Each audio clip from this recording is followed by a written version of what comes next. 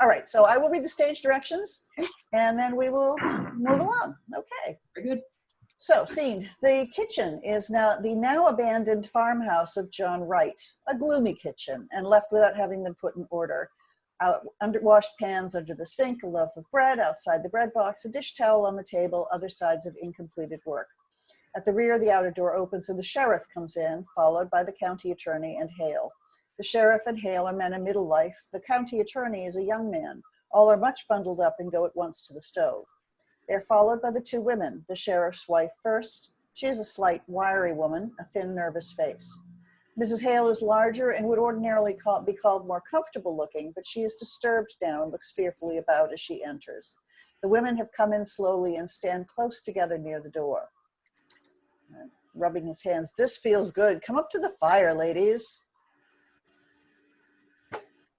Cindy? I'm sorry. I'm not cold. Oh, well, now, Mr. Hale, before we move things about, you explained to Mr. Henderson just what you saw when you came here yesterday morning. By the way, has anything been moved? Are things just as you left them yesterday? It's about the same. When it dropped below 0 last night, I thought I'd better send Frank out this morning to make a fire for us. No use getting pneumonia with a big case on, but I told him not to touch anything except for the stove. And you know Frank. Somebody should have been left here yesterday. Oh, yesterday. Well, when I had to send Frank to Morris Center for that man who went crazy, I want you to know I had my hands full yesterday. I knew you could get back from Omaha by today, and as long as I went over everything here myself... Well, Mr. Hale, just tell what happened when you came here yesterday morning. Well, Harry and I had started to town with a load of potatoes. We came along the road from my place, and as I got here, I said, I'm going to see if I can't get John Wright to go in with me on a party line. I spoke to Wright about it once before, and he put me off, saying, folks talk too much anyway, and all he asked was peace and quiet. I guess you know how much he talked himself. But I thought, maybe if I went to the house and talked about it before his wife, though I said to Harry that I didn't know as what his wife wanted made much difference to John. Let's talk about that later, Mr. Hale. I do want to talk about that, but tell now just what happened when you got to the house. Well, I didn't hear or see anything. I knocked at the door and still it was all quiet inside. I knew they must be up. It was past 8 o'clock. So I knocked again and I thought I heard somebody say, come in. I wasn't sure. I'm not sure yet, but I opened the door, this door. Indicating the door by which the two women are still standing. And there in that rocker, pointing to it, sat Mrs. Wright. They all look at the rocker. What was she doing? She was rocking back and forth. She had her apron in her hand and was kind of pleating it. And how did she look? Well, she looked queer. How do you mean queer? Well, as if she didn't know what she was going to do next and kind of done up. How did she seem to feel about your coming?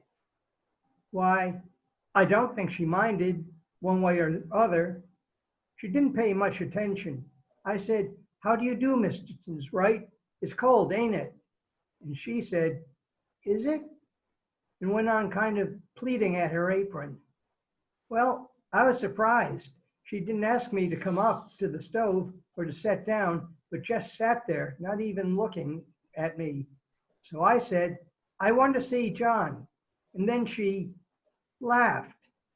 I guess you would call it a laugh. I thought of Harry and the team outside, so I said a little sharp, can't I see John? No, she says, kind of dull like. Ain't he home? Says I. Yes, says she. He's home. Then why can't I see him? I asked her out of patience. 'Cause he's dead, says she. Dead, says I. She just nodded her head, not getting a bit excited, but rocking back and forth. Why, where is he? Says I, not knowing what to say. She just pointed upstairs like that. Pointing to the room above. I got up with the idea of going up there. I walked from there to here, and then I says, why? What did he die of? He died of a rope around his neck, says she, and just went on pleating at her apron. Well, I went out and called Harry, and I thought, need help. We went upstairs, and there he was lying. I think I'd rather have you go into that upstairs where you can point it all out. Just go on now with the rest of the story. Well, my first thought was to get that rope off. It looked, but Harry, he went up to him and he said, no, he's dead all right, and we better not touch anything. So we went back downstairs. She was still sitting that same way. Has anyone been notified, I asked. No, says she, unconcerned. Who did this, Mrs. Wright, said Harry. He said it businesslike, and she stopped pleating her apron. I don't know, she says. You don't know, says Harry. No, says she. Weren't you sleeping in the bed with him, says Harry. Yes, says she, but I was on the inside. Somebody slipped a rope around his neck and strangled him, and you didn't wake up, says Harry. I didn't wake up, she said after him. We must have looked as if we didn't see how that could be. For after a minute, she said, I sleep sound. Harry was going to ask her more questions, but I said, maybe we ought to let her tell her story first to the coroner or the sheriff. So Harry went fast as he could to Rivers' place, where there's a telephone. And what did Mrs. Wright do when she knew that you had gone for the coroner? She moved from that chair to this one over there. Pointing to a small chair in the corner. And just sat there with her hands held together and looking down. I got a feeling that I ought to make some conversation. So I said I had come in to see if John wanted to put in a telephone. And at that, she started to laugh. And then she stopped and looked at me, scared. And the county attorney, who has his notebook out, makes a note. That's you continued. Jonathan, are you frozen? Oh, I didn't know I was the attorney. No, you're not, but this is continued of Mr. Hale. Oh, yes. Okay, I don't know. Bad page break. Yeah, I don't know. Maybe it wasn't scared. I wouldn't like to say it was. Soon Harry got back, and then Dr. Lloyd came, and you, Mr. Peters, and so I guess that's all I know that you don't. Well, I guess we'll go upstairs first and then out to the barn and around there. You're convinced there was nothing important here, nothing that would point to any motive? Nothing here but kitchen things. The county attorney, after again looking around the kitchen, opens the door of a cupboard closet. He gets up on a chair and looks on a shelf, pulls his hand away, sticky. Here's a nice mess. The women draw nearer. Oh, wait, Mrs. Peters? That's me. Cindy is Mrs. Peters. Go ahead, you're Peters, you're right. You're Mrs. Hale. Right. Oh, her fruit. It did freeze. She worried about that when it turned so cold. She said the fire'd go out and her jars would break. Well, can you beat the women? Held for murder and worrying about her preserves. I guess before we're through, she may have something more serious than preserves to worry about. Well, women are used to worrying over trifles. The two women move a little closer together. And yet, for all of their worries, what would we do without the ladies? The women do not unbend. He goes to the sink, takes a dipperful of water from the pail, and pouring it into a basin, washes his hands. Starts to wipe them on the roller towel, turns it for a cleaner place. Dirty towels. Kicks his foot against the pans under the sink. Not much of a housekeeper, would you say, ladies? There's a great deal of work to be done on a farm. Oops, that was Mrs. Hale, not Mr. I'm Hale. Mrs. Hale. Sorry. There's a great deal of work to be done on a farm. There you go. To be sure, and yet I know there are some Dixon County farmhouses which do not have such roller towels. He gives it a pull to expose its length again. Those towels get dirty awful quick. Men's hands aren't always as clean as they might be. Ah, loyal to your sex, I see. But you and Mrs. Wright were neighbors. I suppose you were friends, too. I've not seen much of her of late years. I've not been in this house. It's been more than a year. And why was that? You didn't like her? I liked her all well enough. Farmers' wives have their hands full, Mr. Henderson. And then Yes. it never seemed a very cheerful place. No, it's not cheerful. I shouldn't say she had the homemaking instinct. Well, I don't know as Wright had either. You mean they didn't get on very well? No, I don't mean anything, but I don't think a place would be any cheerfuler for John Wright's being in it. I'd like to talk more of that a little later. I want to get the lay of things upstairs now. He goes to the left, where 3 steps lead to a stair door. I suppose anything Mrs. Peters does will be all right. She was to take in some clothes for her, and a few little things. We left in such a hurry yesterday. Yes, but I would like to see what you take, Mrs. Peters, and keep an eye out for anything that might be of use to us. Yes, Mr. Henderson. The women listen to the men's steps on the stairs, then look about the kitchen. I'd hate to have men coming into my kitchen, snooping around and criticizing. She arranges the pans under the sink, which the lawyer had shoved out of place. Of course, it's no more than their duty. Duty's all right, but I guess that deputy sheriff that came out to make the fire might have got a little of this on. She gives the roller towel a pull. I wish I'd thought of that sooner. Seems mean to talk about her for not having things slicked up when she had to come away in such a hurry. Mrs. Peters has gone to a small table in the left rear corner of the room and lifted one end of a towel that covers a pan. She had bread set. Mrs. Hale's eyes fix on a loaf of bread besides the bread box, which is on a low shelf on the other side of the room, moves slowly towards it. She was going to put this in there. Picks up loaf that abruptly drops it, in a manner of returning to familiar things. It's a shame about a fruit.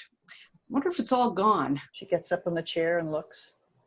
I think there's some here that's all right, Mrs. Peters. Yes. Here. This is cherries, too. I believe that's the only one. She gets down, bottle in her hand, goes to the sink and wipes it off on the outside. She'll feel awful bad about all her hard work in the hot weather. I remember the afternoon I put up my cherries last summer. She puts the bottle on the big kitchen table, center of the room. With a sigh, is about to sit down in the rocking chair. Before she's seated, realizes what chair it is. With a slow look at it, steps back. The chair which she has touched rocks back and forth. Well, I must get those things from the front room closet. She goes to the door at right, but after looking into the other room, steps back. You coming with me, Mrs. Hale? You could help me carry them. They go in the other room and reappear, Mrs. Peters carrying a dress and skirt, Mrs. Hale following with a pair of shoes. My, it's cold in there. She puts the clothes on the big table and hurries to the stove. Wright was close. I think maybe that's why she kept so much to herself. She didn't even belong to the Ladies' Aid. I suppose she felt she couldn't do her part. And then you don't enjoy things when you feel shabby. I used to wear pretty clothes and be lively. She used to wear pretty clothes and be lively when she was Minnie Foster, one of the town girls singing in the choir. But that was 30 years ago. This all you want to take in? She said she wanted an apron. Funny thing to want. But there isn't much to get you dirty in jail, that goodness knows. But I suppose just to make her feel more natural. She said there was in the top drawer in this cupboard. Yes, here. And then her little shawl that always hung behind the door. She opens the stair Yes. door and looks. Sorry. Yes, here it is. She quickly shuts the door leading upstairs. Mrs. Peters, Yes, Mrs. Hale? do you think she did it? Oh, I don't know. Well, I don't think she did. Asking for an apron and her little shawl, worrying about her fruit. Mr. Peters says it looks bad for her. Mr. Henderson is awful sarcastic in a speech, and he'll make fun of her saying she didn't wake up. Well, I guess John Wright didn't wake when they was slipping that rope under his neck. No, it's strange. It must have been done awful crafty and still. They say it was such a funny way to kill a man, rigging it all up like that. That's just what Mr. Hale said. There was a gun in the house. He says that's what he can't understand.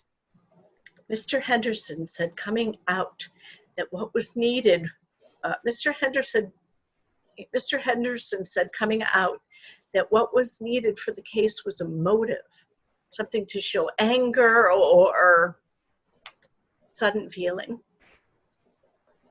Well, I don't see any signs of anger around here. She puts her hand on the dish towel which lies on the table, stands looking down at the table, one half of which is clean, the other half messy. It's wiped to here. She makes a move as if to finish the work, then turns and looks at the loaf of bread outside the bread box, drops the towel, and that voice of coming back to familiar things. Wondering how they're finding things upstairs. I hope she had it a little more read up there. You know, it seems kind of sneaking. Locking her up in town and then coming out here and trying to get her own house to turn against her. But Mrs. Hale, the law is the law. I suppose 'tis. She unbuttons her coat. Better loosen up your things, Mrs. Peters. You won't feel them when you go out. Mrs. Peters takes off her fur tippet, goes to hang it on the hook in the back of the room, stands looking at the underpart of a small corner table. She was piecing a quilt. She brings the large sewing basket and they look at the bright pieces. It's log cabin pattern. Pretty, isn't it? I wonder if she was gonna quilt it or just knot it. Footsteps are heard coming down the stairs. The sheriff enters, followed by Hale and the county attorney. They wonder if she was gonna quilt it or just knot it. And the men laugh, the women look abashed. Well, Frank's fire didn't do much up there, did it? Well, let's go out to the barn and get that cleared up. The men go outside. I don't know as there's anything so strange. Our taking up our time with little things while we're waiting for them to get the evidence. She sits down at the big table, smoothing out a block with decision. I don't see as it's anything to laugh about. Of course, they've got awful important things on their minds. She pulls up a chair and joins Mrs. Hale at the table. Mrs. Peters, look at this one. Here. This is the one she was working on. And look at the sewing. All the rest of it has been so nice and even. And look at this. It's all over the place. Why, it looks as though she didn't even know what she was about. After she said this, they look at each other and then start to glance back at the door. After an instant, Mrs. Hale has pulled at a knot and ripped the sewing. Oh, what are you doing, Mrs. Hale? Just pulling out a stitch or two that's not sewed very good. Bad sewing always made me fidgety. I don't think we ought to touch things. I'll just finish up this end. She suddenly stops and leans forward. Mrs. Peters? Yes, Mrs. Hale? What do you suppose she was so nervous about? Oh, I don't know. I don't know if she was nervous. I sometimes sew awful queer when I'm just tired. Mrs. Hale starts to say something, looks at Mrs. Peters, then goes on sewing. Well, I must get these things wrapped up. They may be through sooner than we think. She puts the apron and the other things together. I wonder where I can find a piece of paper and string. In that cupboard, maybe. She looks in the cupboard. Well, here's a bird cage. Did she have a bird, Mrs. Hale? Why, I don't know whether she did or not. I've not been here for so long. There was a man around here last year selling canaries cheap, but I don't know if she took one. Maybe she did. She used to sing real pretty herself. Seems funny to think of a bird here, but she must have had one, or why would she have a cage? I wonder what happened to it. I suppose maybe the cat got it. No, she didn't have a cat. She's got that feeling some people have about cats, being afraid of them. My cat got in her room and she was real upset and asked me to take it out. My sister Bessie was like that. Queer, ain't it? Why, look at this door. It's broke. One hinge is pulled apart. Looks as if someone must have been rough with it.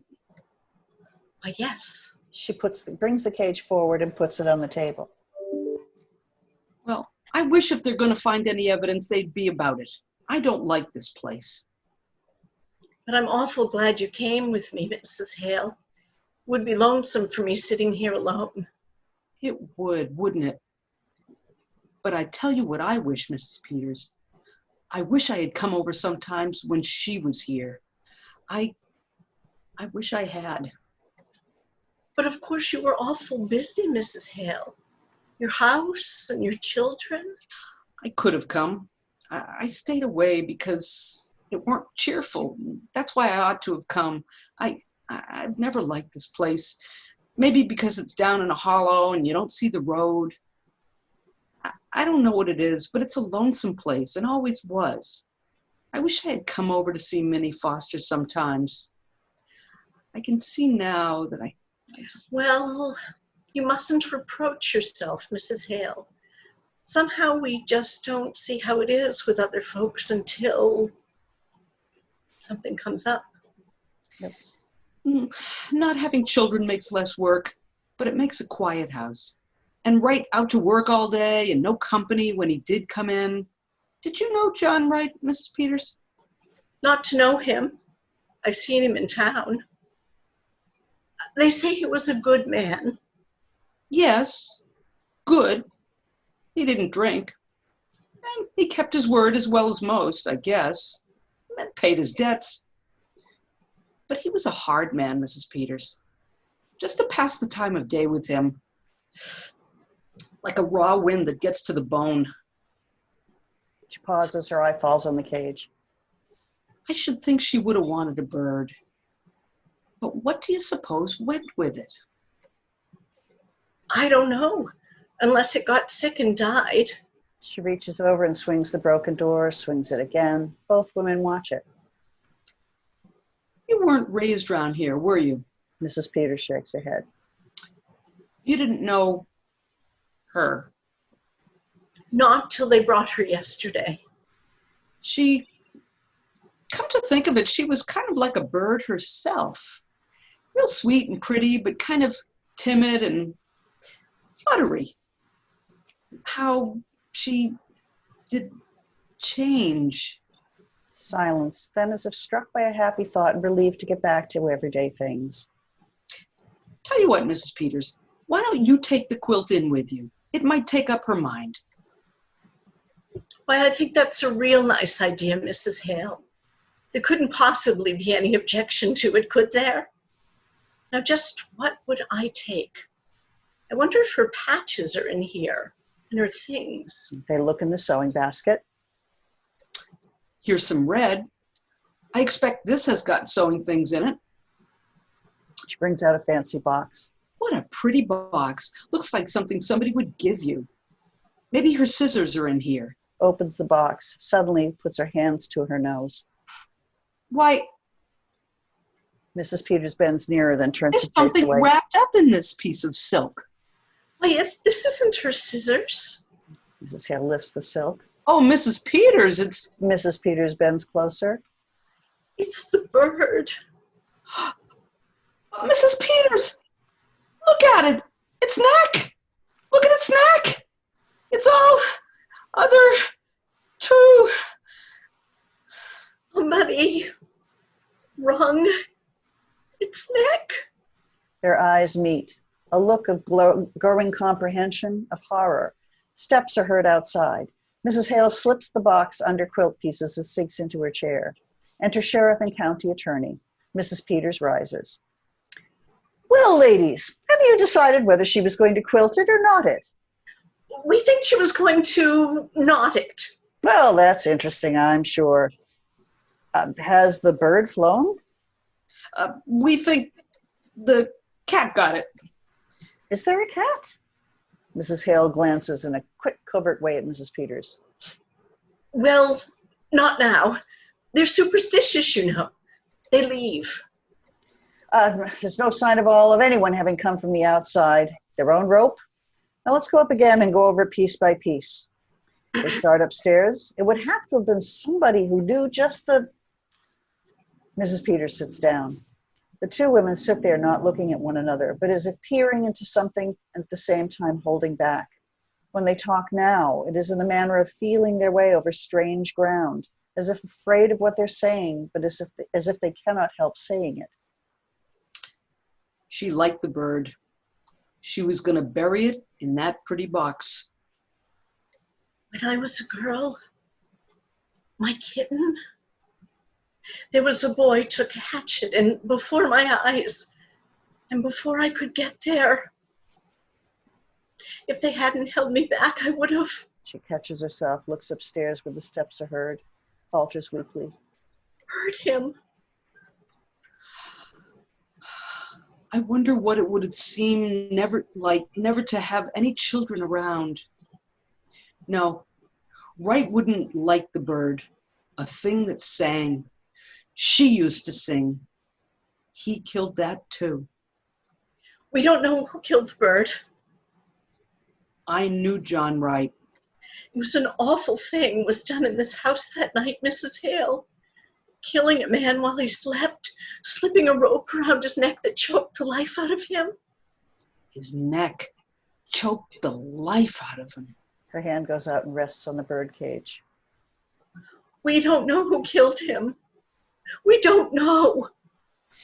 If there had been years and years of nothing, then a bird to sing to you, it would be awful. Still, after the bird was still. I know what stillness is.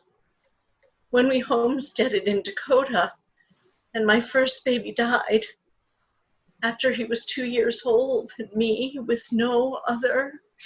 Well, how do you suppose they'll be through looking for the evidence? How soon do you suppose they'll be through looking for the evidence? I know what stillness is. The law has got to punish crime, Mrs. Hale. I wish you'd seen Minnie Foster when she wore a white dress with blue ribbons and stood up there in the choir and sang. Oh, I wish I'd come over here once in a while.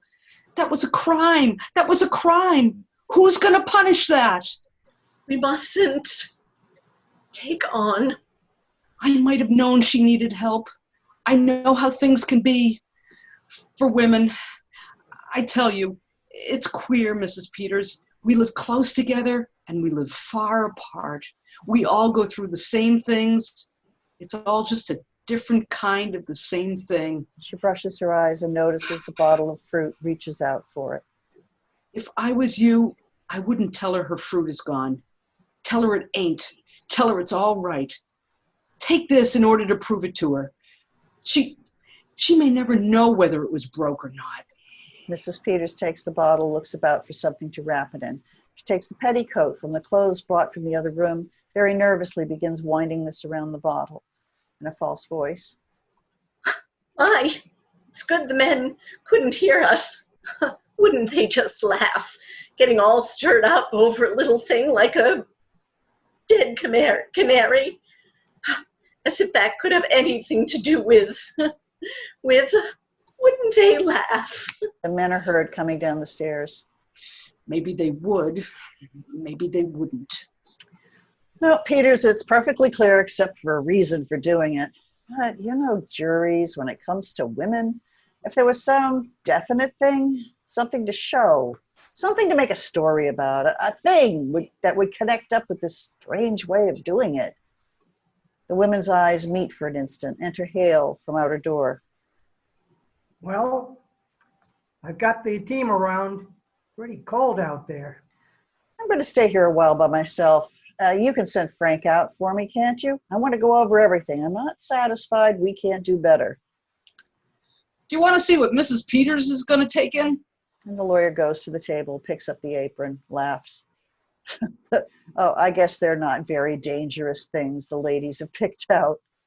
Moves a few things about, disturbing the quilt pieces which cover the box, and steps back. No, Mrs. Peters doesn't need supervising. For that matter, a sheriff's wife is married to the law. Ever think of it that way, Mrs. Peters? Not just that way.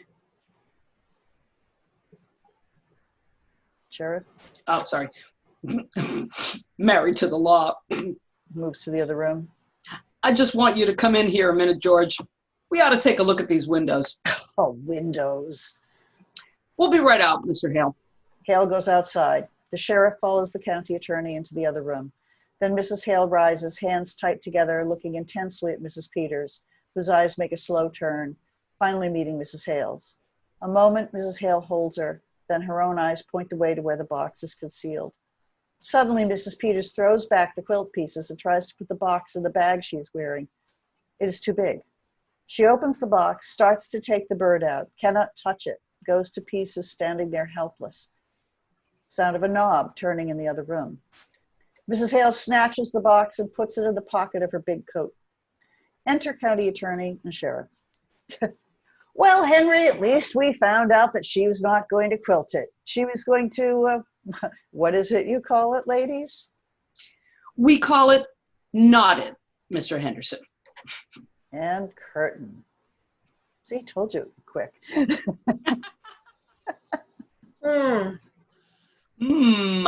And that's the end?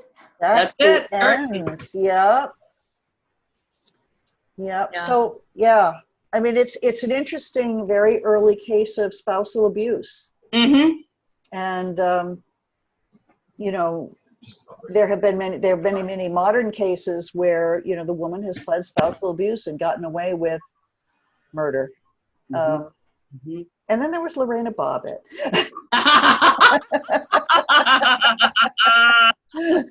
which you may remember. Oh, yeah. Yeah. But Yeah. it's definitely, you know, for the time, I think that's what surprised me about it is that, Mm-hmm. you know, the two women agree to just conceal what they know. Mm-hmm. Mm-hmm. You know, And that special pact that women can have special pact to that women protect, have, to yeah, protect one another. yeah, Because we're part of a great sorority, if you will. exactly, Right? exactly. Interesting. Yeah, Good play. it is a good play. I like that play. I never heard of it. I like it. Yeah, it's one of my little favorites. Good choice. It's too short to do, you know, in a season, but it's a good reading.